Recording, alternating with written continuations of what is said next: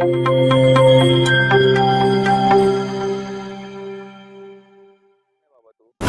तिखट शब्दामध्ये सांगतो, जोपर्यंत तिथे नॉन करप्टेड व्यक्ती बसत नाही ग्रामपंचायतमध्ये तोपर्यंत प्रश्न सुटणार नाही. 2-2 अधिकारी आहेत, 108 कर्मचारी आहेत, असे असताना सुद्धा आपल्या पूर्ण नेरळ ग्रामपंचायतमध्ये कचऱ्याचं साम्राज्य सामावलेलं आहे. चारी बाजूला आपण बघू शकता, सगळीकडे कचराच कचरा. ग्रामपंचायत त्यांचे कर्मचारी तर प्रशिक्षित केलेच नाही, काहीच नाही. काही तिकडे कचरा घेऊन जायचा, टाकायचा डम्पिंग ग्राउंड कडे, नंतर मग लक्ष. म्हणजे घनकचरा प्रकल्प जो होता तो थोडक्यात डम्पिंग ग्राउंडच तिथे तयार झाला. Dumping ground. मला वाटतं तिथे अजून जो बायोगॅसचा प्रकल्प होता देखील त्यांनी उभा करायला घेतला होता, असंही काहीतरी झालं होतं. सगळं झालं होतं, त्याचीही पूर्ण दुरावस्था. ते आमरण उपोषण करतो, एकतर मरणार किंवा एकतर जिवंत राहणार. त्या दोन पैकी एक तो ठाम निर्णय घेऊन मी तिथे बसतो. कारण मी मरणाच्या दारात एकदा रिटर्न आलेलो, जाऊन मी पुन्हा आलेलो. अधिकाऱ्यांना जर वाटत असेल की पुन्हा पाठवायचं आहे तर जाऊन पाठवू शकतात, काय हरकत नाही. त्यांना मी मोहाचेवाडी मधून नेरळचे 2 ते 3 सदस्य मोहाचेवाडी मधून निवडून, फक्त निवडणुकीला 7 ते 8 दिवस गली गोळ्यांमध्ये फिरतात, त्याच्यानंतर तिथे ढोकळत होत आहे. नमस्कार, लोकपर्व मराठीच्या या डिजिटल प्लॅटफॉर्मवरती मी दीपक पाटील आपल्या सर्वांचं स्वागत करतो. जिल्हा परिषद आणि पंचायत समितीच्या निवडणुका नुकत्याच पार पडल्यात. ही रणधुमाळी आता थांबली असली तरी देखील नेरळकरांचे प्रश्न हे जैसे तेच आहेत. नेरळकरांच्या प्रश्नावरती कायम एक आवाज उठत असतो आणि हा आवाज आहे तो म्हणजे गोरक्षेप. गोरक्षेप हे नेरळच्या प्रश्नावरती कायम बोलताना आपल्याला दिसतात. सोशल मीडिया असेल किंवा त्यांचं उपोषण असेल, या माध्यमातून आपण त्यांचा आवाज कायम ऐकत असतो. पण नक्की त्यांना नेरळचे हे जे प्रश्न आहेत हे त्यांचं नक्की म्हणणं काय, नेरळच्या प्रश्नांवरती त्यांना कशा प्रकारे ते आवाज उठत आहेत, आणि आता देखील आगामी त्यांचं एक उपोषण आहे, तर या संदर्भात आपण त्यांच्याशी चर्चा करूया. आपल्यासोबत गोरक्षेप आहेत. गोरखजी, आपलं लोकपर्वमध्ये स्वागत आहे. नेरळच्या प्रश्नांवरती आपण कायम बोलत असता, नेरळचे नक्की प्रश्न काय? मुळात नेरळमध्ये प्रश्नांना मोजायला गेलं तर खूप कमी पडते, अशी परिस्थिती निर्माण झाली. आपली जी नेरळ ग्रामपंचायत एकेकाळी धनाढ्य अशी महाराष्ट्रामध्ये, राज्यामध्ये मानली जाणारी आज कर्ज भागण झाली. याला खूप कारण आहे. सदस्य जे आपण निवडून येतो प्रतिनिधी म्हणून, त्यांचा हलगर्जीपणा म्हणा. आता सध्या मला वाटतं काहीतरी 1 वर्ष होत आलं, राजीनामा सत्र एक पर्व पार पडलं मागे. राजीनामा देण्यात पण खूप काही कारण आहेत.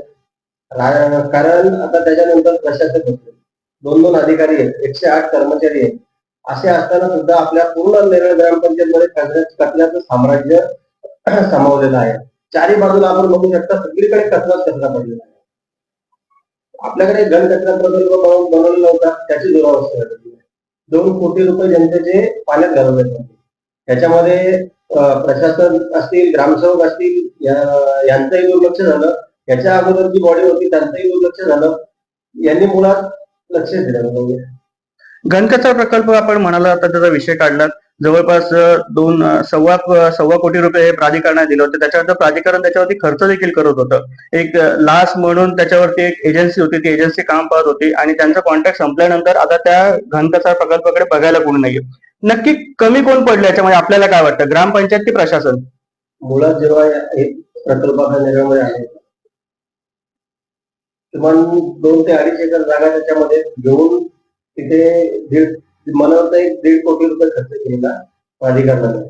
त्याच्यामध्ये असं उल्लेख आहे, 5 ते 6 महिने तुम्ही एखाद्या एजन्सीला ते चालवायला द्या, त्याच्यानंतर आपले ग्रामपंचायतचे कर्मचारी तिथे तुम्ही रुजू करा, त्यांना प्रशिक्षण द्या, शिकवा, व त्याच्यातलं उत्पन्न येईल ते ग्रामपंचायतला ठेवा, जेणेकरून आर्थिक दृष्ट्या ग्रामपंचायतला जे आपण एखाद्या एजन्सीला देतो ते आपल्याकडे राहील.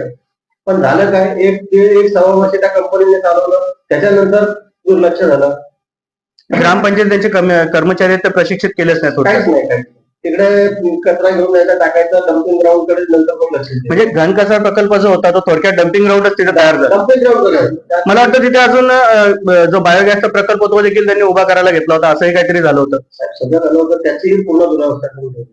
आता आपण तिथे बघितलं ना जाऊन, तर मी मागे एक कमी कोण पडतंय याच्यामध्ये, ग्रामपंचायत प्रशासन पडतंय की तिथे जे हे आहेत आपले सदस्य आहेत ते कमी पडतायत? कारण की या सगळ्याच्या मध्ये मला असं वाटतं काही सदस्य आणि जी बॉडी होती त्या बॉडीने गाजावाजा करून मोठ्या प्रमाणात तो घनकचरा प्रकल्प उभा केला होता.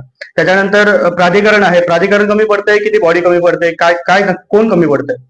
आपल्या इथे जेव्हा तो प्रकल्प आला त्याच्यानंतर त्याच्याकडे कोणी लक्ष दिलं नाही. प्रशासक सध्या आहेत, ते प्रशासकीय अधिकारी आहेत, शिक्षित आहेत, त्यांनी सुद्धा या वर्षामध्ये काही लक्ष दिलं नाही. याच्या अगोदर जेव्हा ते ग्रामपंचायतचे आपले सरपंच उपसरपंच असतील त्यांनी सुद्धा दुर्लक्ष केलं. त्याच्यामध्ये सर्वांचंच दुर्लक्ष झालं आणि तुमचे आमचे जे सर्वसामान्य नागरिकांचे 1.5 कोटी रुपये होते ते पाण्यात गेले. वाणिज्य संकुल आहे आपल्या नेरळमध्ये, त्या वाणिज्य संकुलातले जे गाळे होते ते उभं राहिलं त्या ठिकाणी. आज जिल्हा परिषदची जागा होती आणि ते झाल्यानंतर उभं राहिल्यानंतर सुद्धा ते आज इतकी वर्ष झाले पडून आहे. स्थानिकांना तिथे गाळे मिळणार होते, मात्र काही दिवसापूर्वी त्यातलं टेंडर निघालं होतं आणि त्या टेंडरच्या नुसार ते सगळे गाळे जे आहेत 110 गाळे ते एका व्यक्तीला जाणार होते आणि ती व्यक्ती शेवटी कोणाला तरी भाड्याने देणार होती. म्हणजे स्थानिकांच्या हाती भोपळाच लागणार होता. आपण त्याकडे कसं बघता? मुळात त्याच्यामध्ये खूप मोठी पॉलिटिक्स म्हणजे बिलकुलची खिचडी शिजते की कधी त्याला वाफ येणार आणि कधी उकळा येणार. मुळात खूप गरजेचं आहे. आज आपण नेरळची परिस्थिती बघितलं तर वाहतूक कोंडी एवढी होते. मला वाटतं किमान आपल्या बाहेरच्या दोन ग्रामपंचायतमधून उपोषण केलेली आहेत आपल्या प्रश्नांसंदर्भात. म्हणजे नेरळ ग्रामपंचायतची काळजी ही दुसऱ्या ग्रामपंचायतचे विजय हजारे त्यांना आहे. विजय हजारे आपले प्रश्न तिथे मांडतायत, पण नेरळच्या नागरिकांना व जे प्रतिनिधी आपण निवडून दिले होते व सध्या प्रतिनिधित्व करतात तालुक्यापासून ते स्थळापर्यंत स्थानिक कोणीही लक्ष देत नाही. पण बाहेरच्या ग्रामपंचायतचे सदस्य उपोषण करतात आणि आपले प्रश्न मांडतात. मग आपले प्रतिनिधी झोपलेले आहेत का? आता ह्याची गरज किती हे सर्वांना माहिती आहे. पूर्ण नेरळ बाजारपेठेमध्ये वाहतूक कोंडी असते, सगळ्यांना माहिती आहे. याच्यावर मागे मी आंदोलनाचा इशारा दिला, पण काही 1.5 ते 2 महिन्यामध्ये सुरू करण्यात येईल असं लेखी तर दिलं नाही, पण आपण करू सांगितलं. मला वाटतं 2017 ते 18 मध्ये 19 मध्ये ज्येष्ठ नागरिकांनी एक आंदोलन केलं होतं. काय त्याला पेट्रोल टाकून जळून गेले तरी पंचायत समिती समोर. तेव्हा मी उपस्थित होतो. जान्हवीताई साळुंखे तेव्हा सरपंच होत्या. आपल्या सन्माननीय पाजीलबाई तेव्हा जिल्हा परिषदच्या सदस्य होत्या. देवऋषी साहेब होते, देवऋषी साहेब अधिकारी. ते आले होते इथं ज्येष्ठ नागरिकांचे प्रश्न सोडवायला. त्यांनी जेवढे 17 मुद्दे होते 17च्या 17 मुद्द्यांवर त्यांनी एकच उत्तर द्यायला, आम्ही बाईंच्या वतीने तुम्हाला सांगतो 2 महिन्यामध्ये काम होईल. आम्ही बाईंच्या वतीने सांगतो. त्या बाई बिचाऱ्या वयोवृद्ध आहेत आपल्या, त्यांच्या वतीने काय काय तुम्ही करा साहेब. तुम्ही एक क्लासवर अधिकारी आहात, तुम्ही सांगता की बाईंच्या वतीने आम्ही तुम्हाला शब्द देतो, तुम्ही पण शब्द देताय. मग पॉलिटिशियन आणि शासन आणि प्रशासनामध्ये काय अंतर आहे? थोडक्यात जिल्हा परिषद सारखी एक मोठी संस्था ती देखील नेरळच्या प्रश्नांसाठी कमी पडते. त्या जिल्हा परिषदचा आता विषय निघाला म्हणून तुम्हाला अजून एक गोष्ट विचारतो. नेरळमध्ये जिल्हा परिषदच्या अखत्यारीमधलं एक आरोग्य केंद्र आहे, ज्याला आपण प्राथमिक आरोग्य केंद्र म्हणतो. त्या प्राथमिक आरोग्य केंद्रावरती आज बघायला गेलं तर खूप मोठा असा लोकसंख्येचा बोजा आहे आणि तरी सुद्धा तिथली जी आरोग्य सेवा आहे ती कमी पडते. आपण काय सांगाल त्याबद्दल? साहेब तिथे कधी मागेच एक खूप मोठा विषय आपण उचलला होता. आपण सर्व सामाजिक संस्था होत्या, मी एकटा नव्हतो, अजून 6-7 पत्रकारांनी खूप मोठ्या प्रमाणात एका महिलेचा आणि बाळाचा मृत्यू झालेला होता. बरोबर. त्यावेळेस डॉक्टर शासकीय अँब्युलन्स घेऊन डॉक्टर घरी जातात अशी परिस्थिती होती. ठीक आहे, त्यांची बदली करण्यात आली. आता आपल्या रुग्णालयाची परिस्थिती मला वाटतं तेव्हा जिल्हा परिषद अध्यक्ष कविता गायकवाड होत्या, कविता ताई होत्या त्यावेळेस. बरोबर. आणि त्याच वेळेस आपल्या इथे आता कधी तिथे कोणत्याही प्रकारची औषधं नसतात. मागणी तिथे जाऊन विचारणा केली असता, आम्ही मागणी केलेली आहे. मागचे 10 वर्षापासून हे एकच उत्तर येतं तिथल्या अधिकाऱ्यांपासून. आणि मुळात 1 ते 1.25 लाख पॉप्युलेशन आपल्या इथं सध्या. 55 ते 60 हजाराचा पालिका फक्त आपली नेरळ ग्रामपंचायत सांभाळते. नेरळ ग्रामपंचायत ममदापूर, टोलारे, धामोटे, बेकरे गाव असेल या परिसरातून 1 ते 1.25 लाख जनतेसाठी ते एकच रुग्णालय. मग आपल्या नेरळमध्ये ग्रामीण रुग्णालयाची व्यवस्था मागणी केली का जात नाही? प्रतिनिधी हे कमकुवत पडत आहे, लोकप्रतिनिधी कमी पडतात असं आपलं म्हणणं थोडक्यात. कमकुवत आहे. कारण मुळात एवढे मोठे प्रश्न आहेत. खूप मला वाटतं एक ग्रामसभा झाली 2022 ला. खूप मोठी मागणी मी केली होती की अग्निशमन दलाची आपल्याला खूप गरज आहे. अग्निशमन दल हे अत्यंत आवश्यक आहे. मागे एकदा आपल्या इथे दुकानामध्ये पेट झाला, पूर्ण दुकान जळून खाक झालं, पण कर्जतवरून फायरची गाडी इथे येईपर्यंत पूर्ण राख झाली होती. 3.5 ते 4 वर्ष 2 महिन्यामध्ये जे काम होणार होतं त्याला 3.5-4 वर्ष झाले, अजूनही त्याचा पेपर वर्क नाही अजूनपर्यंत. पाठपुरावा तर दूर गेला, कागदोपत्री काहीच नाही. जिल्ह्यामध्ये आपली नेरळ ग्रामपंचायत हिचा खूप मोठा लौकिक होता. जिल्ह्यामध्ये आर्थिक आणि लोकसंख्येच्या दृष्टिकोनातून 1 नंबरची ग्रामपंचायत ही नेरळ समजली जायची. मात्र आज ही नेरळ ग्रामपंचायत डब घ्यायला आहे. कोण जबाबदार या सगळ्यासाठी आपल्याला काय वाटतं? आपण निवडून दिलेले प्रतिनिधी, सरपंच, उपसरपंच. कामगारांचे पगार देखील थकले होते. नेरळ ग्रामपंचायत ही जिल्ह्यामध्ये चर्चेचा विषय बनली होती. यासाठी ही बॉडी जबाबदारी असं आपलं म्हणणं आहे. साहजिकच आहे, खूप करण्यात आला. याच बॉडींच्या आपण बघायला गेलं आता तर मागच्या काही वर्षापूर्वी त्याच्यामध्ये जे सदस्य होते त्या सदस्यांनी राजीनामे दिले. ते राजीनाम्याचं हे जे नाट्य घडलं, आपण याकडे कसं बघताय? मुळात हे राजीनामे नाट्य करणं, त्यांच्याकडे दुसरा पर्याय शिल्लक नव्हता. पर्याय शिल्लक नव्हता याचा अर्थ मला पण त्या सदस्यांनी कारण देताना असं म्हटलं होतं की नेरळचा विकास ह्या सरपंच करू शकत नाही वगैरे असं त्यांनी म्हटलं होतं, आणि त्यांनी सरपंच आणि त्यांना सगळा दोष दिला होता. असं एकंदर नेरळच्या विकासासाठी म्हणे आम्ही हे करतो. हे सगळं खोटं आहे. मुळात त्या 17 जणांना निवडणुकीला उभं राहता आलं. पूर्ण उघड सांगण्याची गरज नाहीये. त्याच्यामुळे एक राजीनामा सत्र हे घडलं. ठीक आहे. त्यानंतर आपले प्रशासक साहेब आले, त्यांनी बऱ्यापैकी सुधारणा करणं गरजेचं होतं. त्यांनी एक पाण्याचा मार्ग म्हणजे बोलतात ना आपलं 100 मधून 1% 99% कामं तशीच आहेत. एका विषयावर प्रशासक साहेबांचं म्हणणं आहे की पाण्याचा खूप मोठा प्रश्न मी सोडवला. जल जीवन योजनेचं काम 2 वर्ष झालं बंद आहे. त्याच्याकडे मी 3 वेळा मागणी केली. माहितीच्या अधिकारातून 3 वेळा पत्र केले, माहितीच मिळत नाहीये. यांच्याकडून माहिती मिळत नाही म्हणून जिल्ह्याला केली, तर माझ्याकडे पत्र मी तुम्हाला दाखवतो. जिल्ह्याकडून सांगतात की आमच्याकडे माहिती नाहीये, तुम्ही ग्रामपंचायत मधून घ्या. म्हणजे हे फक्त उडवाडूच आहे. आणि मुळात यांना पाठीशी घालतात आपले पंचायत समिती गट विकास अधिकारी आहेत. नाही, पण आता बघितलं आपण तर नेरळमध्ये पाण्याचा प्रश्न जवळपास काही प्रमाणात सुटलेला आहे. तर हा तात्पुरता आहे, तात्पुरता आहे. कायमस्वरूपी सोडावं. खूप मोठी निधी आली होती. आता त्याची मी मागणी विचारणा केली. साहेब, आपलं जे जल जीवन योजनेअंतर्गत काम चालू होतं ते बंद काय निधी अभावी. तर निधी अभावी त्याच्यासाठी पाठपुरावा काय करता तुम्ही? काहीच नाही. तुम्ही सांगताय आम्हाला की निधी अभावी काम थांबलेलं आहे, त्याच्या पुढे पाठपुरावा काय? ग्रामपंचायत सध्या प्रशासक साहेबांच्या पूर्ण जीवावर सोडलेली आहे. त्या दुसरं कोणी नाही. त्यांनी पाठपुरावा काय केला याचे पुरावे द्यावे समोर. मला माहिती आहे की माझ्याकडे पैसे नाहीत, पण पैसे नाहीत पण मला काम चालवायचं आहे, त्याचा मी काहीतरी हातपाय चालवणार ना. शांत बसून तर काही होणार नाही. पण कामगारांच्या जो काही पगाराचा विषय होता तो तरी काही प्रमाणात आता सुटलेला आपल्याला दिसतोय. प्रशासक आल्यापासून तरी किमान ही परिस्थिती आहे. आपल्या ग्रामपंचायतीची परिस्थिती आताची अशी आहे, मी तिखट शब्दामध्ये सांगतो. जोपर्यंत तिथे नॉन करप्टेड व्यक्ती बसत नाही ग्रामपंचायतमध्ये, तोपर्यंत प्रश्न सुटणार नाही. ग्रामपंचायतला आपल्या आर्थिकदृष्ट्या उत्पन्न बऱ्यापैकी चांगलं आहे.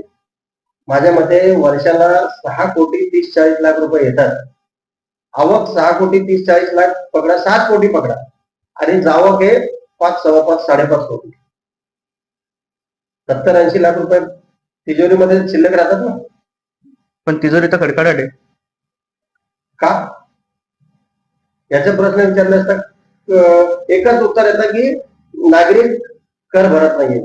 तर मी त्याची माहिती मागवली. काहीतरी 1,70,80,00,000 रुपये येणं बाकी. मागील 5 वर्षामध्ये 70-80 50 लाख रुपये जरी आपण महिन्याला वर्षाला तिजोरीमध्ये जमा केले असते, तर ते 2.5-3 कोटी कुठे गेले? ते 2.5-3 कोटीचा हिशोब तर काहीच नाहीये. त्याच्या व्यतिरिक्त ग्रामपंचायतीची मला वाटतं काहीतरी कर्जबाजारी 2 कोटी रुपये आताच्या तारखेला, जवळपास 2 कोटी. काही दिवसामध्ये आता निवडणूक लागेल, कारण जिल्हा परिषद पंचायत समिती निवडणुका संपलेल्या आहेत. ग्रामपंचायतीच्या निवडणुका काही दिवसात लागतील आणि या ग्रामपंचायतीच्या निवडणुकांसाठी पुन्हा तेच सदस्य असतील. काय वाटतं आपल्याला, नागरिक स्वीकारतील? याच्यामध्ये खूप मोठी जबाबदारी ही नागरिकांवर आहे, मतदारांवर आहे. ज्यांनी राजीनामे दिले, सर्वात अगोदर त्यांना विचारा, बाबा सविस्तर बसवा, जबरदस्ती नाही कोणाला, लोकशाही आहे, कोणीही उभं राहू शकतं, सर्वांना अधिकार आहे. तुम्ही राजीनामे देण्याचं आम्हाला मूळ कारण सविस्तर सांगा, त्याच्यानंतर तुम्ही नक्कीच निवडणुकीला उभे राहा. सामाजिक कार्यकर्ते म्हणून मला असं वाटतं की तुम्हाला एक प्रश्न विचारावा. सरपंच उषा भारती यांच्या काळामध्ये जे राजीनामा नाट्य घडलं त्याच्यामध्ये कमी कोण पडलं, तुम्हाला काय वाटतं? सरपंच कमी पडल्या की सदस्य कमी पडले? सरसकट संपूर्ण बॉडी कमी पडली? संपूर्ण बदल. आपण एकाला दोष नाही देऊ शकत. आज मी बोलतोय त्या 17 पैकी एकाने तरी बोलायला हवं. काही दिवसात ग्रामपंचायत निवडणुका लागतील, त्या ग्रामपंचायत निवडणुकीसाठी आपण इच्छुक आहात का? साहजिक आहे. सर्व जनतेच्या आशीर्वादाने, आपल्या सर्वांच्या आशीर्वादाने. आपण ज्या प्रभागातून येता तो मोहाचेवाडी भाग असेल, त्या मोहाचेवाडी भागामध्ये पण आपण बघितलं मागच्या काही वर्ष असतील त्याच्यामध्ये मोठ्या प्रमाणात तिथे समस्या आहे. तिथे पाण्याची समस्या आहे, तिथे कचऱ्याची आहे. काय एकंदरीत कशी परिस्थिती तिथे त्या भागात?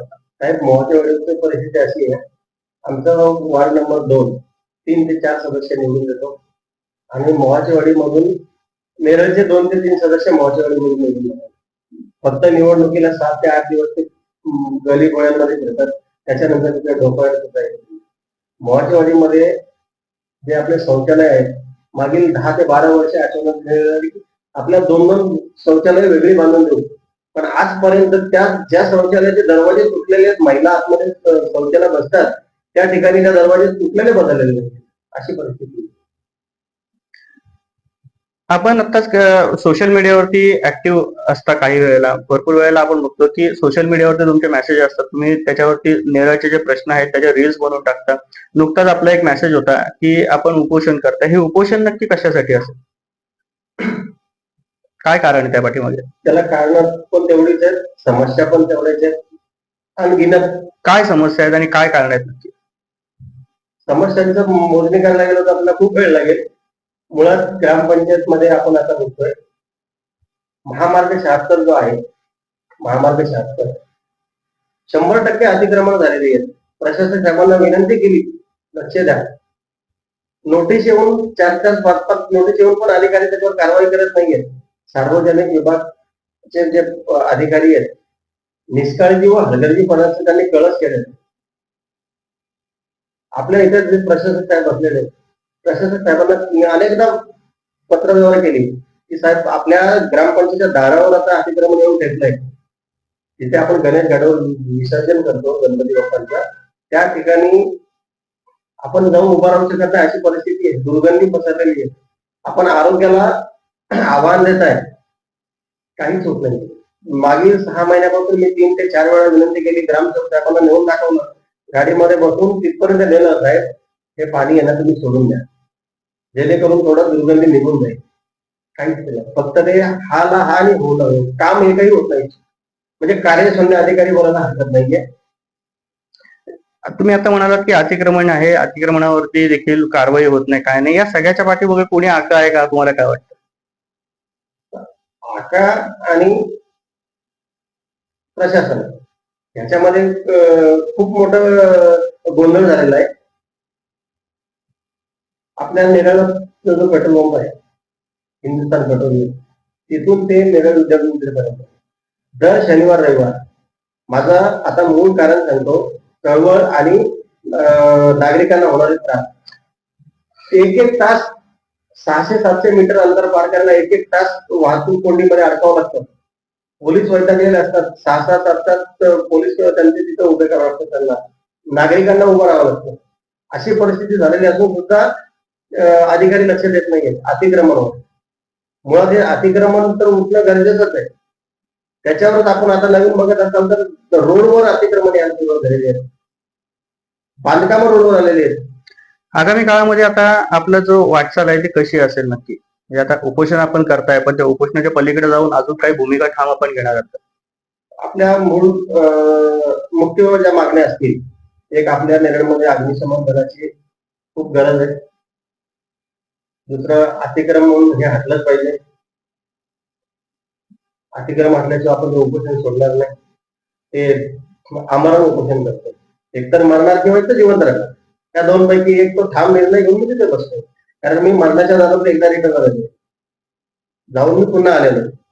अधिकाऱ्यांना जर वाटत असेल की पुन्हा पाठवायचं आहे तर जाऊन पाठवू शकतात, काही हरकत नाही. त्यांना वाटत नसेल तर ते नक्की या 15-20 दिवसामध्ये जे काय आहे त्यांचं निवारण करतील. उपोषणाची तारीख वगैरे काय ठरली? अजून त्याच्यामध्ये खूप मुद्दे आहेत. त्याच्यावर चर्चा करायची आहे. त्याच्यानंतर आपण नेरळ बाजारपेठेमध्ये छत्रपती शिवाजी महाराजांच्या तिथे उपोषणाला बसणार आहे. हा आपला ठाम निर्णय आहे. काही दिवसांमध्ये नेरळ ग्रामपंचायतची निवडणूक लागणार आहे. त्या सगळ्याच्या पार्श्वभूमीवरती आपण नेरळकरांना काय आवाहन करा? आव्हान करण्या एवढा मोठा मी नाहीये. मी खूप लहान आहे. सामाजिक कार्यकर्ता म्हणून काम करतो. नक्कीच मी पण एका निवडणुकीला सामोरे जाणार आहे. तरी मी मतदार बंधू आणि भगिनींना मी हात जोडून विनंती करून सांगेन की आतापर्यंत आपण बरेच प्रतिनिधी निवडून दिले. मागेच आपण बघितलं खूप मोठं एक राजीनामे सत्राचं एक खूप मोठं घडलं. यापुढे जर आपण एखादा प्रतिनिधी निवडून देत आहे तर तो आपल्या हितासाठी काम करणार असेल याची नक्कीच काळजी घ्या. सुशिक्षित द्या, शिक्षित द्या. जो आपले प्रश्न वेळोवेळी तिथं मांडेल ग्रामपंचायतमध्ये असा व्यक्ती तिथे निवडून द्या, एवढं आवाहन करतो. सामाजिक कार्यकर्ते गोरख शेठ यांच्याशी आपण आज चर्चा केलेली आहे. नेरळ ग्रामपंचायतची निवडणूक काही दिवसांमध्ये लागेल आणि त्या पार्श्वभूमीवरती आपण सामाजिक कार्यकर्ते असतील, नेरळमध्ये जे राजकीय नेते आहेत त्या सगळ्यांशी चर्चा करणार आहोत. मात्र आज गोरख शेठ यांच्याशी चर्चा केल्यानंतर आपण आज इथेच थांबतोय. धन्यवाद.